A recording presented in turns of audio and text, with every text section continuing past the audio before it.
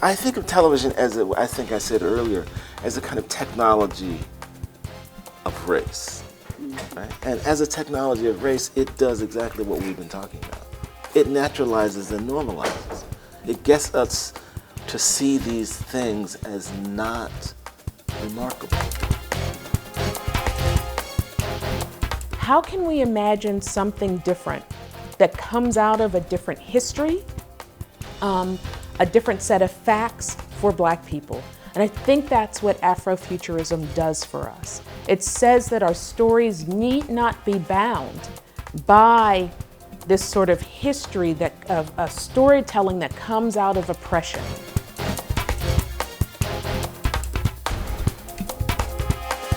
So white influencers will get paid $20,000 for a sponsor placement, and Black influencers will get paid $500. And that's according to the research done by Taylor Lorenz and other TikTok reporters, right? Showing the disparities in both the financial treatment and the amount of reach these influencers have.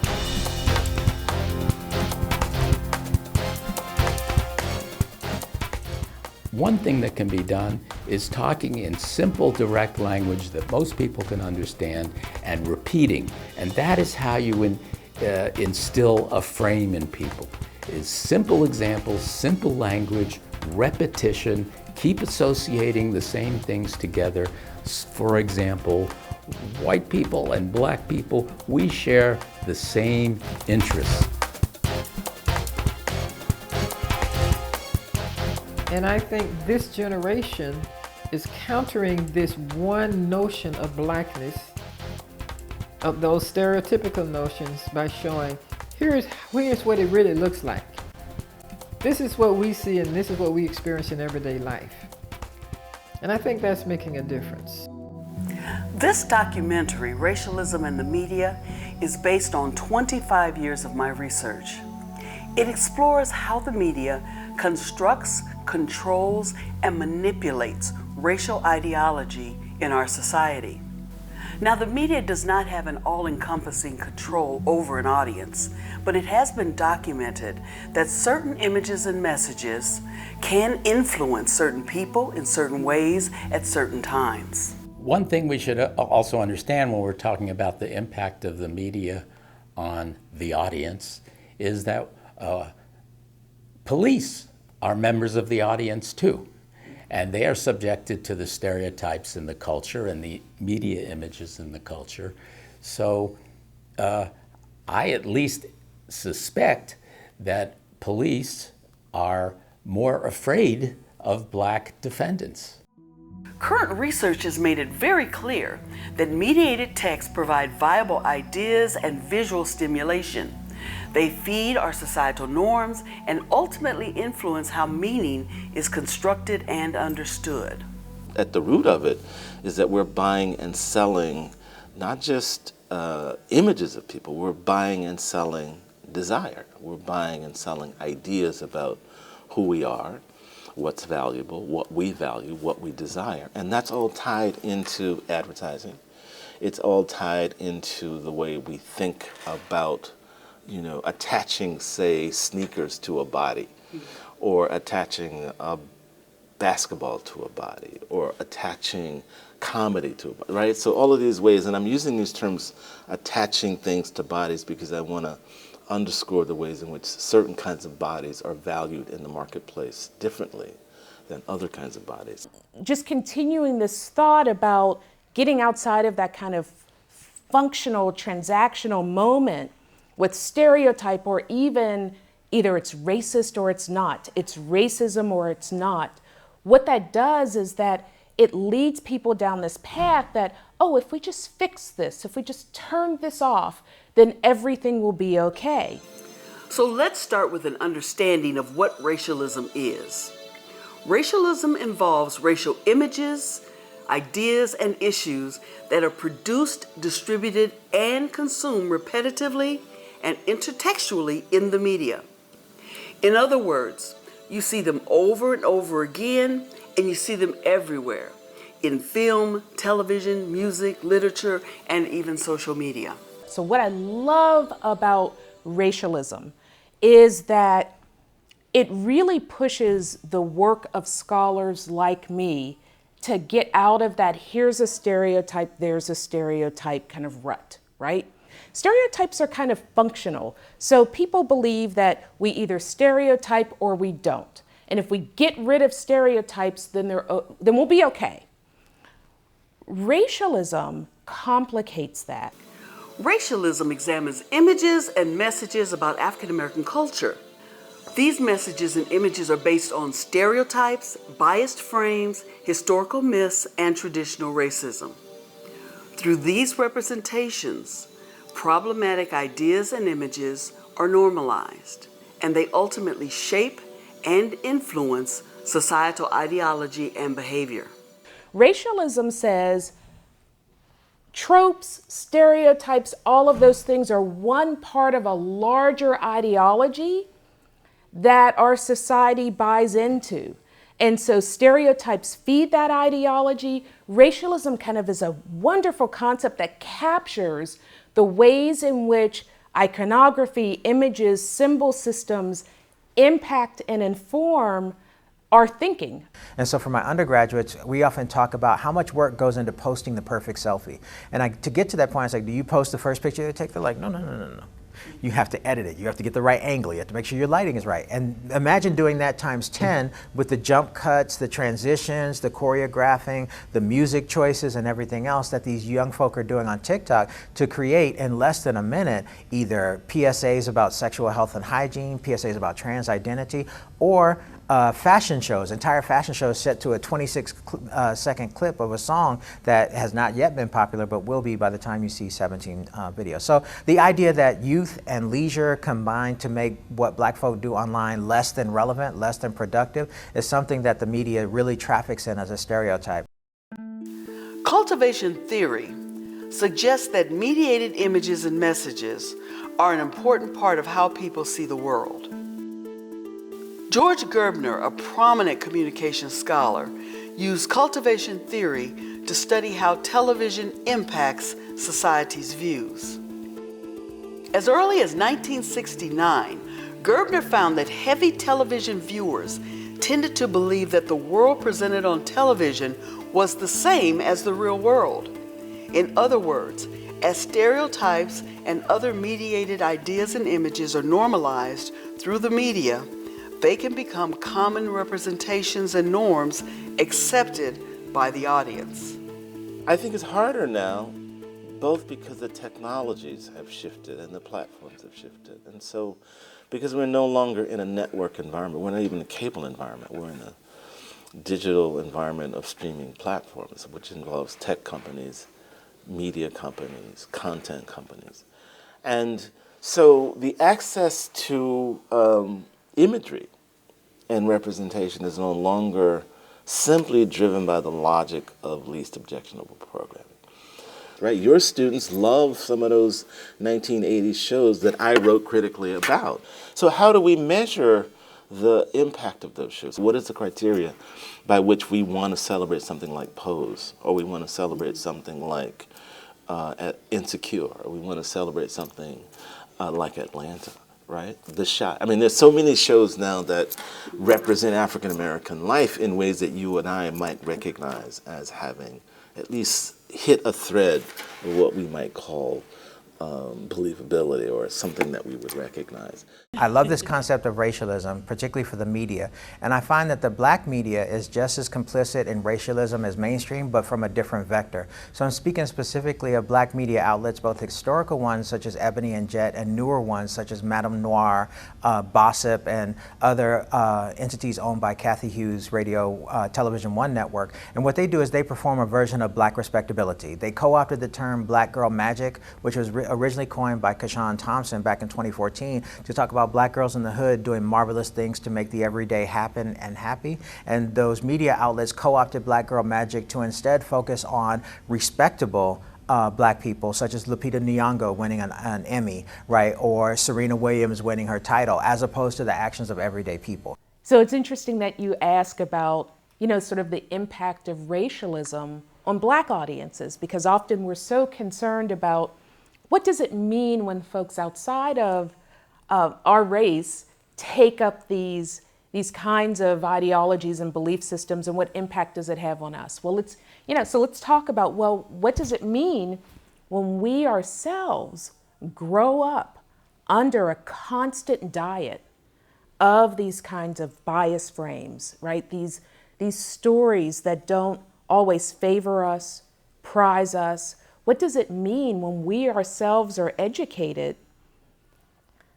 by messages that are so distorted about who and what we are? What does that internalization process look like? Under the umbrella of racialism, there are 4 significant areas that can be used to help expose, deconstruct, and critique media interactions, specifically concerning the audience and race. These are stereotypes, biased frames, historical myths, and traditional racism. Stereotypes involve the common use of negative and problematic images and messages as repetitive ideas about African American culture. The stereotype of black men as criminals is prominent across many media genres, and it feeds a specific ideology. We can find examples in films and television programs such as Power, True to the Game, and Snowfall. In the news with headlines like, "Homicide is pandemic's biggest killer of young black men." And gangster rap, which is perpetuated by prominent rappers like 50 Cent's 2 Chainz and Chief Keef, who promote the stereotype of the black man as a drug dealer, thug, or criminal. There was a time in the 90s when record labels sought out black teenagers or young adults with criminal records with the view of presenting hip-hop and these artists as being authentic. In fact, the magazine XXL had a special edition called The Jail, featuring all hip-hop artists who had criminal records. And that really further advanced and institutionalized that stereotypical view of black men being criminal. When it comes to television, executive producer Shonda Rhimes has done a great job of developing complex black female characters. What I like about kind of Shonda's productions is that there are these exposures to the deep and rich sort of history and understanding of blackness. When, a Cicely Tyson shows up on the set, when there's a moment where, they're greasing scalps, where the wig comes off and there's natural hair under, those are also the important moments within sort of larger stories that may be sort of blackness adjacent or outside of blackness, but we're also looking for those pearls and nuggets. In Scandal, the main character, Olivia Pope, could be called a Jezebel based on her multiple sexual relationships, especially the primary one with a married man, the President of the United States. Annalise Keating in How to Get Away with Murder was critiqued as the angry black woman because of her aggressive attitude. And Dr. Miranda Bailey on Grey's Anatomy was initially seen as a mammy figure at Grace Sloan Memorial Hospital, taking care of the interns when she began her reign. So those stereotypes are very, very much alive today, mainly because they have been institutionalized, they have been popularized, they have been presented as the norm of black behavior. When a group or culture is consistently presented in an overgeneralized way, it becomes a stereotype. But stereotypes are not real because groups and cultures are not monolithic. If we think about them, back to the question of stereotypes, if we think about them as the products of individual choices, good people, bad people, making bad choices, good choices, blah, blah, blah. Rather than thinking about them as a set of frameworks, as a set of deeply structured historical options available to the choice makers, then I don't think that that lets African Americans off the hook for making bad choices, right? So, I think in that sense, African Americans are as capable of producing poor television or bad objects in television as anybody else. And I think that the analytic question for me is whether or not we can peel back critically the layers to understand where and how those practices come about. Stereotypes operate under racialism in more subtle and covert ways. For example, this black model is holding a slice of watermelon on the beach. Why? There's a stereotype that suggests black people love watermelon. Media mogul Tyler Perry has created characters with stereotypical twists and turns, like Medea as a modern-day mammy with an attitude. And then there's Mr. Brown, who has been compared to a full-blown zip-coon stereotype, dressing to the extreme with exaggerated behavior while poorly using the English language. In this ad, red Kool-Aid can be considered a stereotype for the black community. But the more obvious problem is the basketball under the young black man's foot.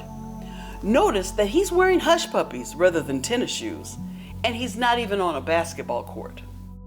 So two things strike me about this that I would just call up. One of them is the ways in which the images in the frame seem to naturally belong there. And what I simply mean is that what's hidden are the ways in which it is assembled. And its very assembly means that there were a set of choices made about what to put there, where to put them, right, and how to shoot them, right?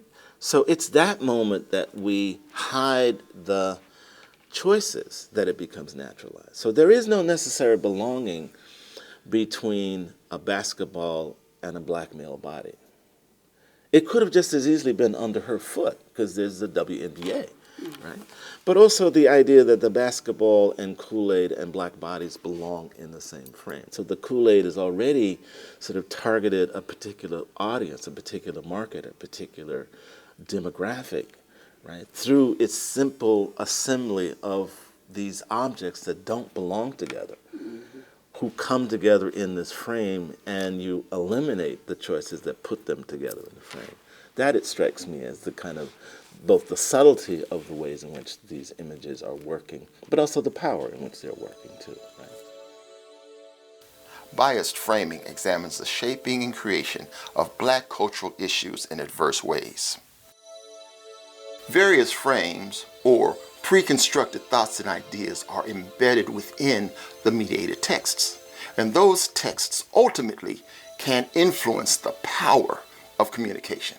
When we think about framing, what we mean is taking some aspects of all the complicated reality out there and selecting a few of them, and with that selection, promoting a particular interpretation.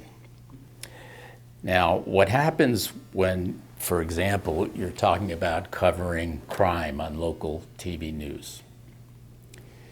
You will frequently see lots of black men being shown in the role of accused criminals.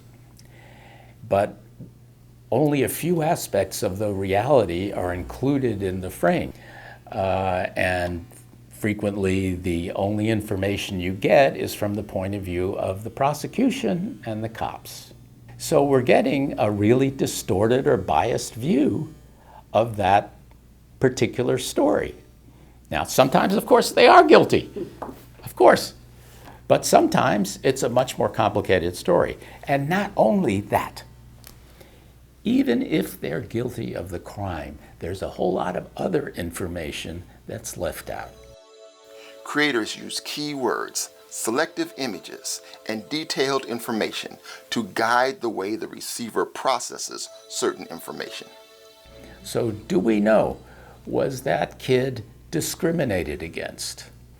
Was that kid beaten up by the cops 3 times before he finally turned to a life of crime? Was that kid hungry?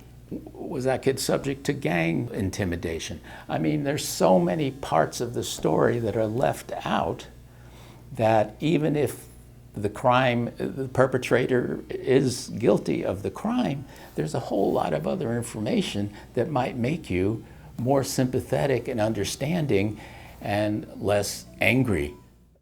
My dissertation was on the response of online black folk to the images that were being circulated, the pictures by Agence France Presse, by the AP, of black folk wading through the water, carrying stuff behind them in post-Hurricane New Orleans, right, and of white folk wading through the water. And if you remember, those images, the black folk were labeled as looters and the white folk were labeled as finders. And black folk online at the time were really kind of like, this is a problematic media framing, right? And it was one of the first opportunities that I'd seen, and I grew up reading Ebony and Jet, but Ebony and Jet and Black Enterprise and all these others were not spaces where ordinary folk could talk back, right? They had letters to the editor that we might have made it in, but for the most part, it was the editorial agenda of those magazines plus their staff writers plus their editors. So immediately following the Web 2.0 era, where black folk were starting to write blogs, this became a space for a type of alternative comment section, right? Where black folk were able to respond to the articles that were posted in spaces and then embedded in social media or reposted to the news websites with their own perspectives. And they really had a problem with these framings. They also talked about refugees versus evacuees, where they had pictures of black folk who had lost everything, sitting there destitute in the hot Louisiana sun at the New Orleans Superdome, right? And they were being called refugees as if they were not United States citizens, right? And so media images have been a way, thanks to the affordances of the internet, that black folk can immediately and pungently respond to media framings of blackness. Narratives about belonging and attachment are working here. So what belongs to white survivors of the flood trying to find food is that they're survivors. They're looking, they're actively engaged in the heroic act of making it, right? And in the same context, an African American is shown in the water, and looting is the word that's attached to the very same activity, right? And again, this is where I think history really matters, right? So the black body is historically the site of a certain kind of fugitive, a certain kind of person on the run, a person who's looting, a person who's escaping, a person who's, right? And that looting, whether it's from the era of plantation slavery or the era of Jim Crow, or the various uprisings that have happened in the 20th century, the idea that black criminality, right, that the necessary belonging between the black body and criminality, right, if that's a kind of go-to default position for journalism or journalists. During the 2 election campaigns and presidencies of Barack Obama, we saw a number of biased framing examples. These specifically came under a concept called the politics of resentment. It was a consistent biased frame used by Republicans and some media outlets to challenge President Obama's credibility and success. Opponents made an effort to frame President Obama under the notion of other or us versus them. They wanted to see his birth certificate. They connected his accomplishments to affirmative action.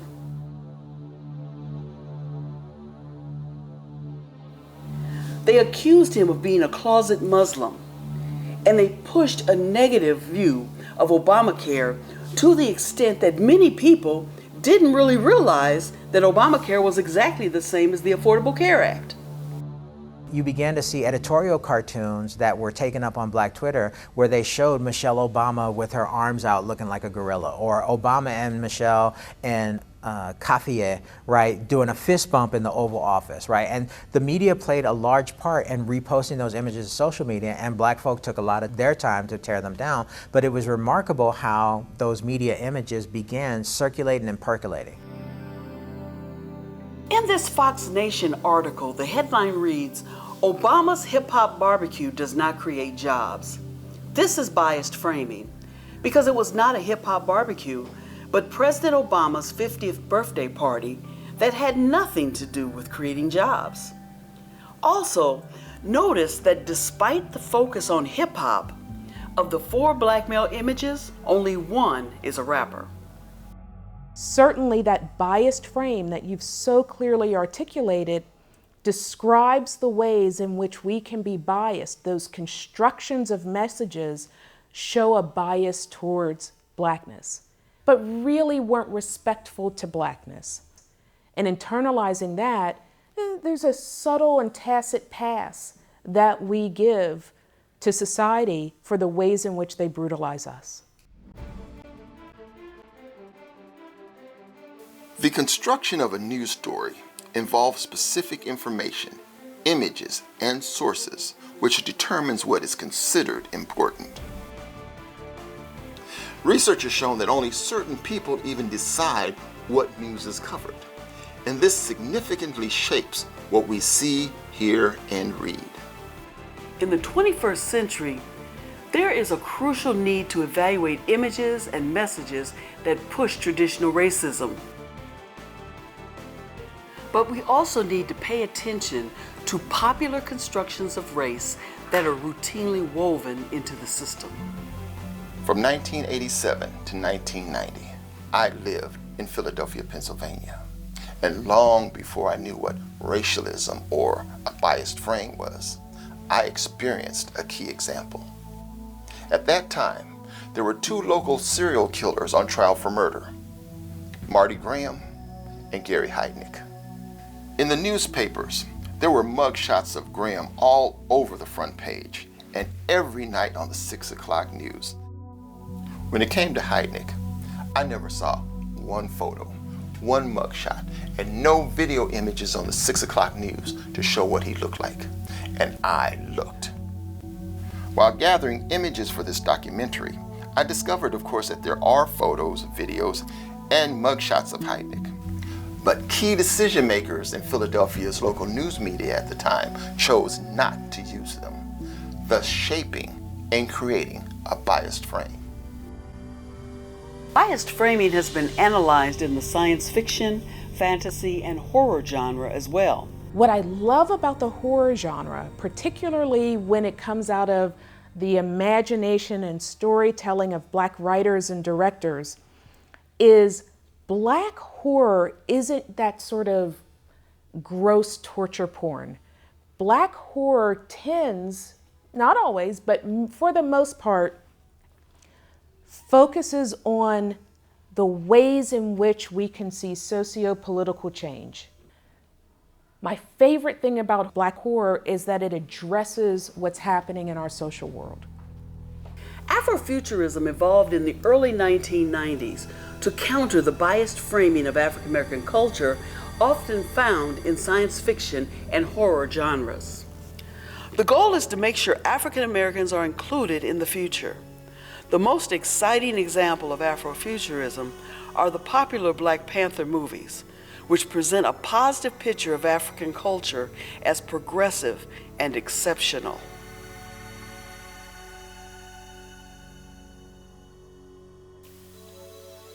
Historical myths involve an examination of the derogatory use of knowledge and cultural images when it comes to Africa and African Americans. These myths involve the negative way that Africa is depicted, as well as the relationship between Africans and African Americans. For example, Africa is usually portrayed in the media in a negative light, with stories of war, poverty, wild animals, and starvation. When Africa is described, it's mainly a jungle, uncivilized and savage. When do you see Africa in the news? Overwhelmingly, you see Africa in the news when something bad has happened there. Sometimes it's, a famine. Sometimes it's a civil war, some kind of genocide, a violent conflict. Not often do you see just kind of normal life. Now, of course, a journalist, if he or she were sitting here, would say, well, normal life isn't news. The fact that millions and millions of Africans just go about, living a life the way everyone else does. We're not going to show that in the news.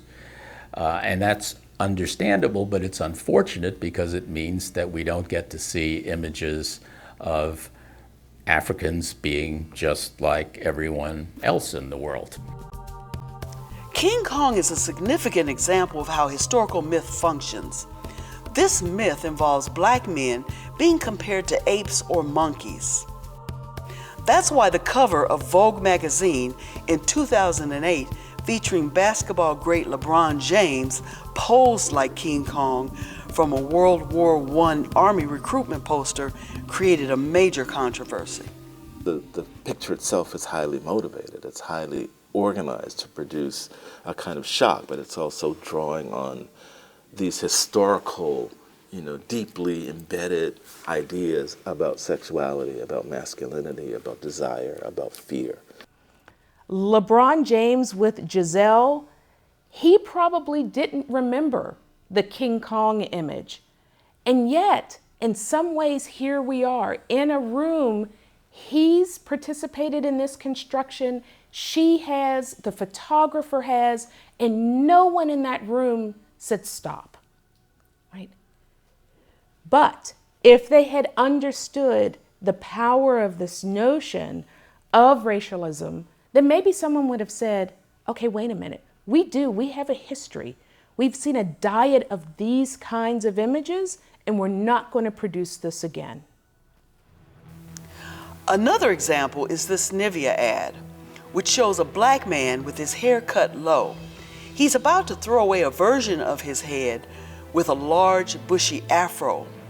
The ad logo says, "Re-civilize yourself," suggesting that the natural texture of his hair is uncivilized. In this controversial ad, the black child is wearing a hoodie that has "Coolest Monkey in the Jungle" written across the front. This magazine photo shoot features prominent model Naomi Campbell in Africa racing a cheetah under the title "Wild Things." Finally, when he first began his music career, James Brown's singing was seen as too raw and rough. He was asked to soften his sound because white studios felt his music needed to be refined away from African music, which includes emotion and feeling. There is an African and African-American aesthetic in music that is very different from the European musical experience. Part of the way in which musical performance is experienced is to join in the process and to freely express approval, disapproval. You jump up, say yeah, join this artist singing. And that was something that was very new to those outside of black community life, because the owner of King Records was Sid Nathan. And when James Brown approached him about recording a live album, he says, "Who's going to pay to hear people screaming over music?"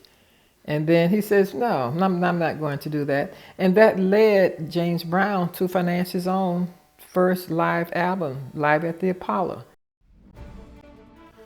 Under the umbrella of racialism, traditional racism is alive and well. The definition of racism in this analysis is focused on purposeful, offensive, and malicious actions and ideas.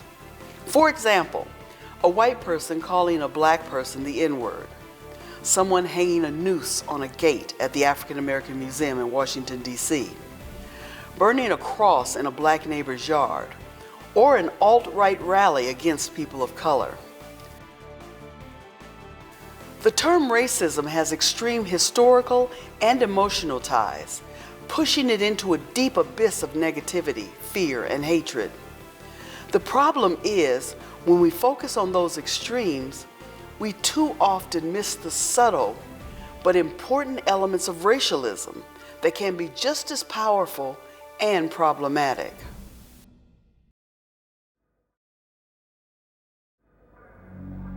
One primary example of traditional racism is blackface.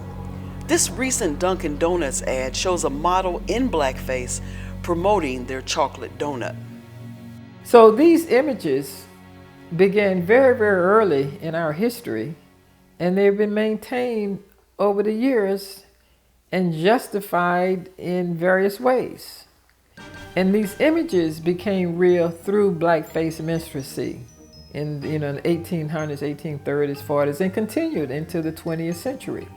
So blackface minstrelsy became the major form of American entertainment. And it's basically centered on imitating, exaggerating these stereotypical behaviors and images of black people. But through blackface minstrelsy, those images became larger than life.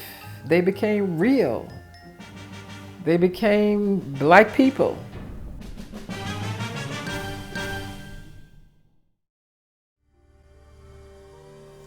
The fact that unarmed black men have been shot 10 and 20 times on the street, in their cars, in their homes, or in their backyards has led to Black Lives Matter protests.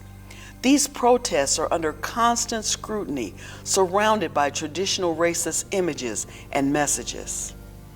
So I think that, we then grow up in a kind of world of a constant media diet that says that we're not worthy. We are the center of the problem. And so what you see happen, I think most recently, is in some ways the response to the police shootings, right? The police murders of black individuals, where people, right, the Black Lives Matter movement said we need to do something about policing. And at the same time, we also talked about, you saw this in some news media. Well, why, if he wasn't running in this particular neighborhood? Well, if she hadn't, and so you even hear that from within the black community, understanding the police are at fault, but still at the same time. And so what this does is we internalize a blaming the victim, and that's unfortunate. The election of the first African-American president in the United States should have brought about a post-racial society, but instead, that progressive achievement triggered a dangerous racist backlash. So there is this other level at which I think it's important to think about the ways in which racialisms and race are operating after we've sort of passed the moment of this sort of so-called post-race, right? In fact, what I argue is that post-race is an alibi for these new forms of racism. Like the term post-race hides, it covers it in a way, gets us to focus on these historically virulent, individual level transgressions about race. Meanwhile, these other economic forms, these other genetic forms, genomic forms, these other medical forms, right? The ways in which health and life chances and housing and food, like all of those things, it seems to me, are part of this new racism after race that I think we should be talking about. Just because you have a couple of black superheroes, or let's say a black president in the TV show 24, that doesn't mean that racism is over and we're in a post-racial society, because white people and all people have the ability of compartmentalization, and they can take Michael Jordan and they love genuinely and worship Michael Jordan, while at the same time they vote for Trump and they will endorse racism in all kinds of other areas. One example during Obama's run for a second term was a bumper sticker that appeared down south. It read, "Don't renege in 2012. Stop repeat offenders. Don't re-elect Obama." Most people understood that the concept of renege represented the N-word, a hateful and offensive label tied to black people.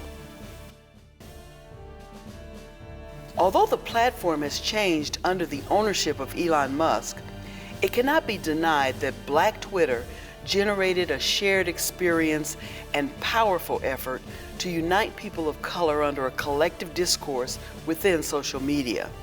Through Black Twitter, participants were able to build community, inspire change, and challenge inequality. in many cases, the police departments will take to social media, particularly Twitter and Facebook, is the immediate fallout following any death of an unarmed black person at the hands of the state, to immediately say, well, this person was no angel. The way that media and other organizations, social institutions use Twitter is very similar to how they did when we didn't have such immediate access to the news. They still frame us in ways that are intended to make us less sympathetic to a wider audience, right? And so in some ways, hashtags have done some work to counter that. Going back to Michael Brown, there was a hashtag that became popular immediately after called "If They Gun Me Down." And so all these young black folk would post pictures of themselves in their graduation paraphernalia with their cap and gown or in a suit and tie, right? And then side by side, they would post a picture of themselves hanging out with their people, you know, dancing, tongue hanging out their mouth, a cup of something in their hand, you know, having a good time, and to show that they are human beings as well as people who the society deems to be responsible, as a way of highlighting the problems that media has with trying to find positive perspectives in which to portray us. Malcolm X once said, "The media has the power to make the innocent guilty and the guilty innocent. And that's power, because they control the minds of the masses." Race and television, race and media kind of can be thought of as different systems of power who operate to make us think that racial positions, authority, life chances based on race are inevitable, they are natural. It's always been that way. It's always going to be that way. And even as we tinker around the edges of improvement, progress, that the dominant order is that we live in a racial hierarchy. And that hierarchy has everything to do with us as individuals, and very little to do with policy, very little to do with history, very little to do with decisions that people make in terms of distributing power and authority and resources. So I think of racialism as describing both the historical process in which that order of things gets cemented, it gets baked in. And once it's baked in and it shows up on our television screens, in our literature, in our films, in our advertising, then the more it shows up, the less we think about it. And the less we think about it, the more normal it becomes. And the more normal it becomes, the more naturalized it becomes. Right? So I think of it as a process involving all of those kinds of elements. When you think of the news as a system of power, that is to say, it influences how people interpret the world, how people think other groups affect them. And I think both television and to a certain extent film, print news, unfortunately and not deliberately for the most part, continue to reinforce an us and them between African Americans on the one hand and the rest of American society on the other. And this is something that translates into power. It translates into less power for blacks, both directly because they're them, and indirectly because it makes alliances between blacks and whites less likely. Race is a social construct, not a biological one, and it's often used to create hierarchies of privilege and status. In this Chew University ad, we have to give them credit for making sure that a variety of races are included. However, the positioning of the Black and Asian children behind the white child is problematic. You have 3 babies, you have an Asian baby, a white baby, and a black baby, and the white baby's in front. And I still see a lot of that. I see a lot of that in movie posters, in posters for TV shows that are integrated. They're focalized on the white character. The white character is the one who gets most of the lines and most of the drama, and the black character remains a helper, maybe a buddy. Black people are the ones who have constantly pushed the boundaries, whether it's through creativity, like Grandmaster Flash turning a turntable into an instrument, or look at these athletes in the Olympics, how many have broken their own records and out front with these medals, consistently so. Or with the tennis players now. The Williams girls opened the door to be different. Oh, and then of course Tiger Woods. I mean, Tiger set new norms again. Or basketball players going beyond the norm. That's it, going beyond and now creating new outliers for excellence. There are other racial issues to be considered under racialism. Colorism involves the focus on light-skinned over dark-skinned African Americans. Light skin, which is closer to white skin, is seen as better than dark skin.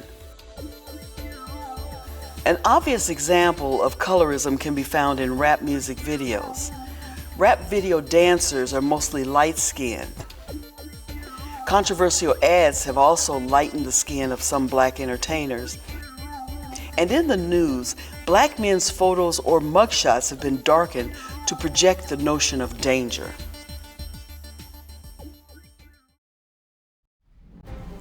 In the media, racialism slips by unnoticed, molded into popular images, words, and ideas.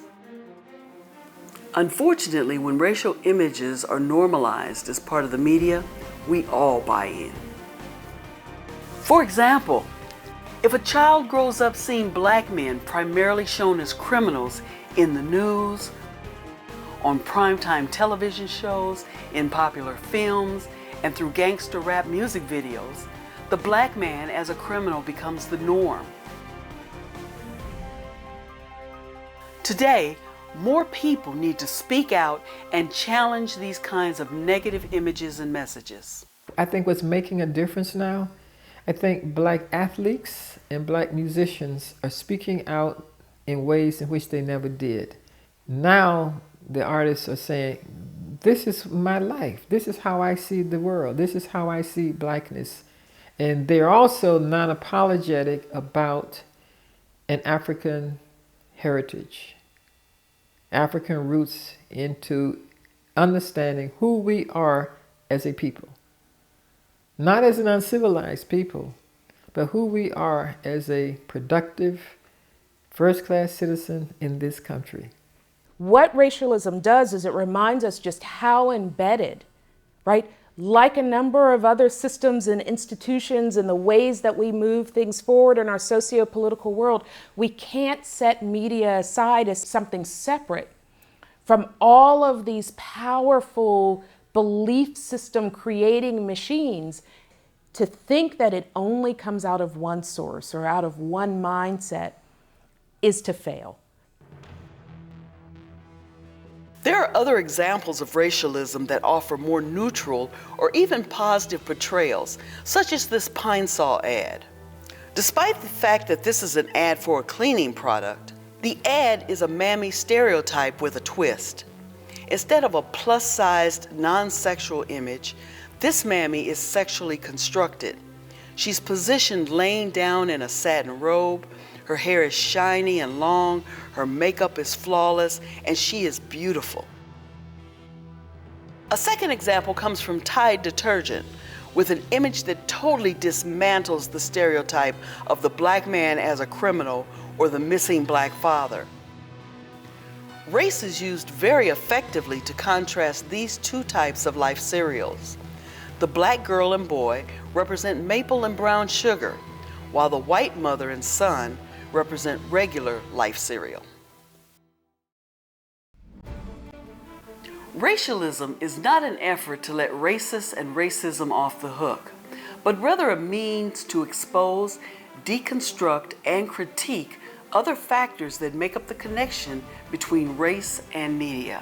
I would love to put your book in the hands of every director and writer, because they need to understand that absent being informed about the people that they're writing stories about, that there can be real harm done. So this isn't just pandering. They really do need to understand this concept of racialism, to understand their role in the ways in which, this impacts our sort of societal outcomes.